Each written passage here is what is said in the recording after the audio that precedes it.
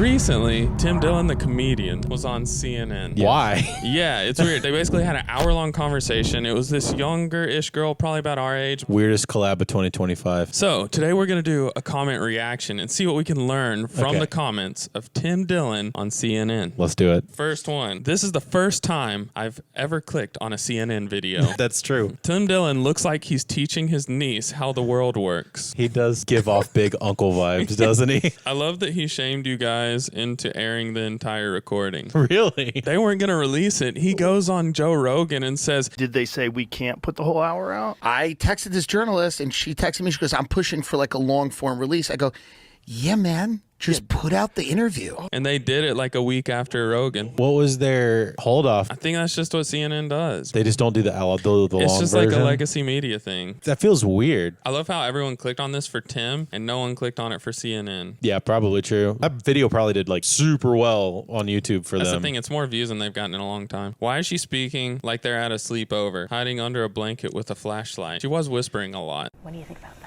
Why? I think she just had a really soft voice. I don't know. I mean, nothing against that, but Like, how does that work? Like, what is that like? Year is 2025. CNN is asking Tim Dillon, what's going on in the world right now?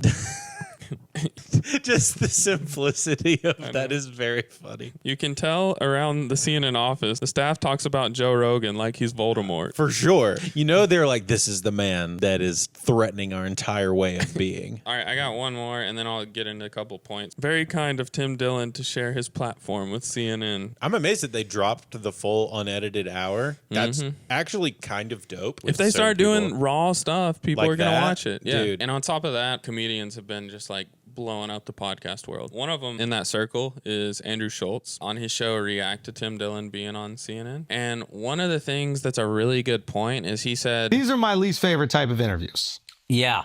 Where there's a lack of curiosity, where it's like, this is how I feel about the world. And I'm going to ask you questions that will confirm my belief about the world. I think this girl on CNN was fine. Like, people were kind of hard on her, but you could still see that she was coming at this interview with a point that she was trying to get to, a motivation. So to wrap this up, people want to listen to genuine conversations. You can see it's CNN's video, but all the comments were Tim Dillon fans. They weren't CNN audience. So based on these comments, that was a good move for CNN. But if they want to compete with these podcasts, they've got to have authentic, real conversations, and it can't always be so pointed. Yep. And then the final rule, if you want to be like these podcasters, release the whole episode unedited. Yeah, man. Just put out the interview. Thanks for watching. Give us a follow if you liked it, and like and comment. Tell us what you think.